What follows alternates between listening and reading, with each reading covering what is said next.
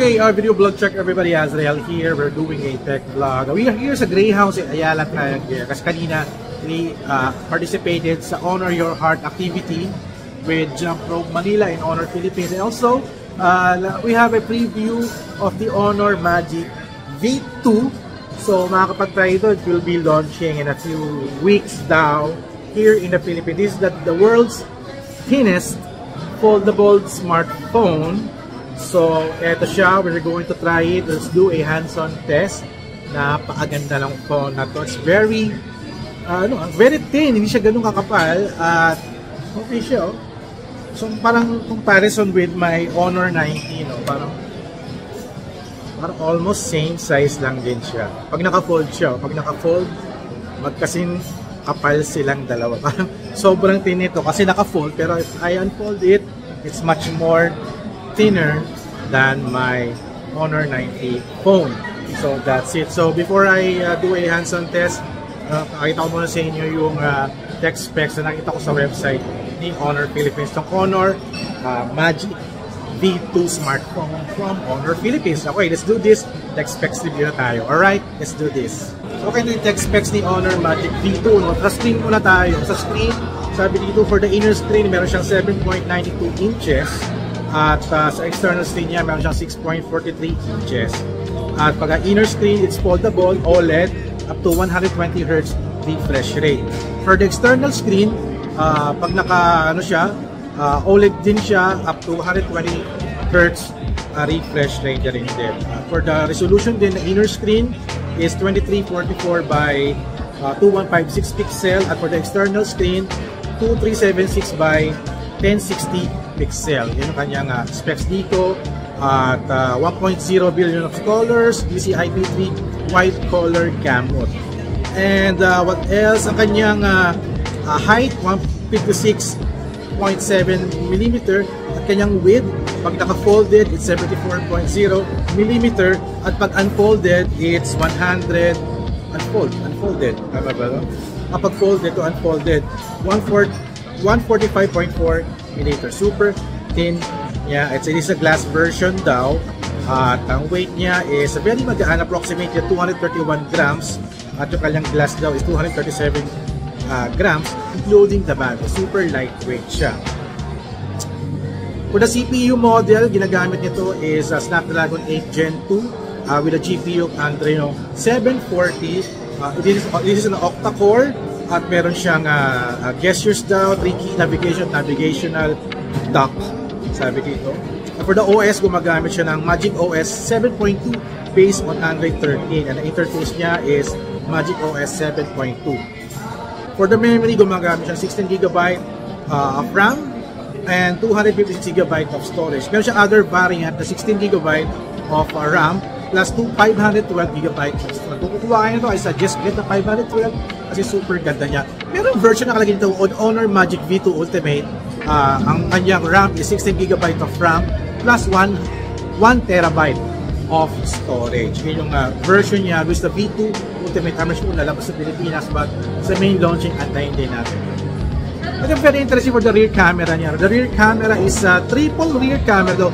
According to this tech sheet sa Honor website, it's a triple camera with a 50 megapixel wide camera with the OIS 1.9 aperture, tsaka 50 megapixel na ultra wide camera na 2.0 aperture. Maganda na yung wide niya is 50 megapixel na rin din. At yung kanyang telephoto is 20 megapixel. Sabi kanina triple 50 daw eh. Ang ano nito, pero sabi dito is 50, 50 and 20 megapixel. So, it can shoot up to 4K video, may EIS, OIS na rin siya, 40x digital zoom, at ang kanyang front camera, sa 16 megapixel wide camera, can shoot up to 4K, and that's it. Kanyang battery is 5,000 mAh battery with 66 watts of Honor supercharged na charging technology. This is 5G ready, and that's it. May NFC, and what else? USB Type-C, at wala siyang ear jack. I think it has 4 speakers yata eh, kasi parang dalawa lang speaker lang nito. That's it for our tech specs, the Honor Magic V2 So let's do a hands-on test na. Subukan na natin para this is just a preview. So this is not a formal launch pa. So we got a chance to check it out, alright? Okay guys, this is the hands-on test using the Honor Magic V2 from Honor Philippines. This is just a preview. Ito yung kanyang itsura. Wala pa tayong SRP na may lalabas, no? So ito na. This is the rear camera, 50-50-20. Pero sabi nila triple daw na 50. So tingnan natin yan sa main launching nila. Baka iba yung ilalagay nila sa Philippines. This is the logo. Ito yung itsura niya pag naka-fold. Parang dalawang phone na magkapatong. It's very thin. It's very thin. Sa side, this is the power button. Ayan, nasa kabilang side siya ng screen. Sa top ng screen is yung volume rocker niya. Sa taas, there's a speaker here sa unang phones. So unang level 1 na phone. And then a microphone. Sa side wala. This is the titanium daw. Titanium yan. Kaya matibay na matibay. There's a speaker, USB Type-C, SIM tray. May microphone din siya. If I'm going to use it, you can use it as a normal phone. So this is my my Honor 95G. So parang mas malaki si Honor 90 so in terms of size. Pero yung pagkanipis niya is parang isang Honor 90. But if I will unfold this, super nipis na niya, grabe. Ayan, no. Super nipis. Mas makapal pa yung yung Honor 90 ko na phone, but the phone is much more bigger na. Ayan. So unfolding this, super ganda. Parang I think the spec is very nice, very not too big, not too thick. Yung thin niya is very maganda. Tsaka hindi masyadong sobrang mechanic yung style niya, oh. Very tagong-tago, walang added parang dito, gamit dito kasi may ibang phone kitang-kita mo yung yung parang nakalock yung yung folding mechanism niya, pero ito medyo malinis, no. At syempre if it's folded, merong creases dito, but hindi naman siya nakaka-disturb sa view. But if you're going to swipe and touch it, mararamdaman mo na sa gitna ka ng creases nung unfolded na phone. So this Magic Honor V2, ayan, very ganda ng screen niya. But style niya, pwede ganito. Pwede ka magbasa na yung pag ganito. Mag-rotate ba siya? Auto-rotate natin, ayan. Yun, nag-auto-rotate siya. So, pwede ka magbasa na nakaganito. Diba? Or pag ganito. If you're going to use the camera, for example, use the camera. So, naka-selfie tayo. Selfie video.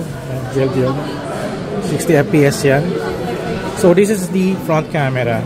Pwede ka mag-shift to the rear camera. Ayan. This is a normal way of taking pictures, no? Check natin kung mag-video nga tayo. I-wide natin. Meron siyang 0.5 ba? So this is video. Okay. So there's no other way to go back to the front camera. So yun yung kanyang feature, no? Wala siyang way to switch to the front camera, to press stop and then go to the front camera and record. Okay. Para yung take picture. So yun lang. Yun yung parang ayoko sa kanya. Sana nila ginawa na ng feature na habang naka-record ka, you can shift to the rear camera. Ito yung way, no? Ito yung normal pag naka-fold. Pero pag unfolded, boom! I can also record, pero pag ganito siya, no? Pero kung pwede siyang gawin ganito, pwede ba? Kasi I'm using the front camera nga lang pala, no? So, kung front, may 0.8 pala siya. Uy, may 0.8. 0.8x. May wide yung front camera dito sa loob ng unfolded version. Pero pag dito, meron din, may 0.8 din. 0.8 din. So, ito yung tsura niya, no? Medyo weird nga lang, no? Medyo weird. So, parang nire-record niya itong side lang ng phone. And pagka ginawa kong kalahati, I can see the preview of the previous photo or video na ginamit ko, no? Okay, ganun yung style niya. But I'm going to shoot for the rear camera. Ayan, rear camera. Grabe, oh. Masyado tayong focus dito sa green na to, no? For the rear camera is also 0.5x. Ayan, 0.5x siya. But if I'm going to fold this, nakaano pa rin siya sa rear camera. Try natin, no? Magre-record ako dito. No? Naka-record tayo, no? Ginagamit na yung kalahati ng phone, no? So, gawin ko to is nag-stop recording na. So, kailangan huwag mo siyang papatay. I think naka 4K tayo kasi naka 15 ano lang tayo eh. 15 seconds eh. 15 minutes pala, I think. So, pag maggagawa ko ng video recording, pwedeng pa ganito. Pwedeng pa ganito. Ayan, pwedeng pa ganyan, no? Wow, parang cinematic style. But, maganda dito, no? If going to use the selfie, pwede ko siyang ipatong dito at pag ganito. Yun. Medyo mahirap nga lang, no? Pwede akong mag-record ng pag ganito, no? Na nakatupi siya. Nga lang, pag in-slant ko pataas, bumabalik siya doon sa dati niyang size. So, pwede siyang, kung wala kayong tripod, pwedeng pag ganito. Ayan. O harap ka dito sa kabila. Or kung meron kayong view, gusto nyo mag-timelapse, halimbawa, i-unfold nyo lang, patong nyo siya dito. And then, press record. Nakakapag-video na kayo nang walang kahirap-hirap. Alright? Yan, parang naka-tripod na. So, that's it for our Honor Magic V2 preview. Super nipis niya, grabe. Parang okay naman siya. Parang I've tried some foldables, no? Para ito na yung matinong-tinong version na ng foldables smartphone. Hindi siya kamukha ng iba na super kapal, super tigas, or super kumbaga bitin yung pagka-size niya. Parang hindi siya ganun ka-proportion or masyadong square. Ito parang tamang-tama lang. So that's it guys for our Honor Magic V2 hands-on test and preview. So abangan niyo yung kanyang launching. Ano pa bang gagawin natin dito? I guess we tried already the camera. For photography, gano'n naman din. May pro. For other features, no, ng camera, they have pro, more, ayan, high res, scan document, dual video. Bakit dual video? Okay. Portrait, night, and aperture. Grabe, parang nag-auto macro siya, grabe, This is nice. Ganda. So SRP wala pa, no? So hopefully sana below 20,000 para lahat ng tao maka-afford, makabili and take own a foldable smartphone in the future. Alright, so thank you guys for watching. Okay, so don't forget to subscribe, like, and comment. I'll see you guys at the next video vlog adventure. Alright, thank you Honor Philippines for the preview. Kita-kits tayo sa inyong main launch. Alright.